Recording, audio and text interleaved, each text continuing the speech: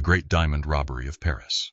Paris, the city of lights, shimmered under the moonlit sky. Midnight was fast approaching, and a light drizzle added a mystical sheen to the cobblestone streets. The Louvre stood like a silent sentinel, its treasures guarded by state-of-the-art security systems and vigilant guards. Unbeknownst to them, tonight would mark the boldest heist in history.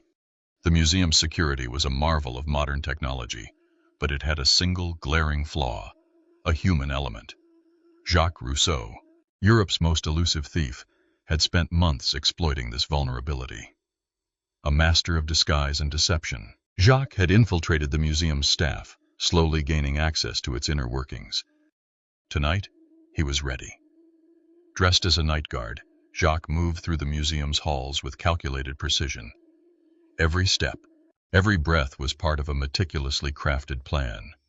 His target was the Blue Star Diamond, a gem of legendary beauty and value, locked away in a high-security display in the heart of the Louvre. With a deft hand, Jacques disabled the security cameras, slipping past laser grids and motion detectors with the finesse of a dancer. Each obstacle he overcame brought him closer to his prize. The museum, steeped in history, seemed to hold its breath, as if aware of the drama unfolding within its walls.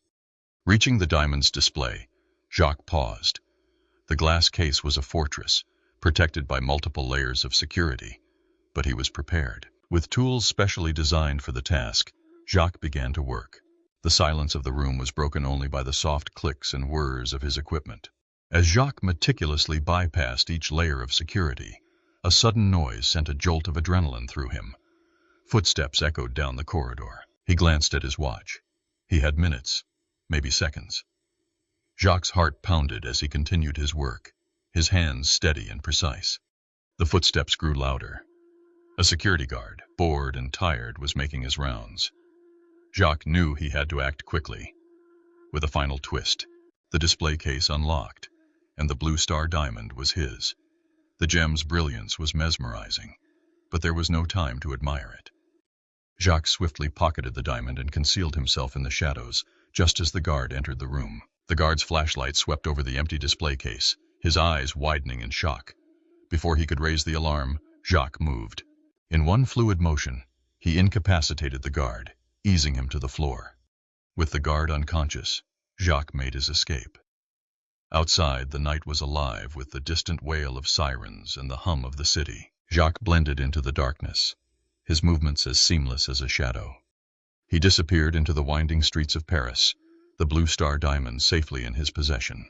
As dawn broke over the city, Jacques sat in a hidden lair, the Blue Star Diamond sparkling in his hand. He smiled, satisfied with his success. The world marveled at the impossible heist, and Jacques knew that his legacy was secure. The City of Lights would never forget the night it was outshone by the brilliance of the Blue Star Diamond and the genius of Jacques Rousseau. The news of the heist spread quickly, sending shockwaves through the city and the art world. The Great Diamond Robbery of Paris became a legend, a story of audacity and brilliance that captivated imaginations. Jacques Rousseau's name was whispered with awe and admiration, his daring feat forever etched in history.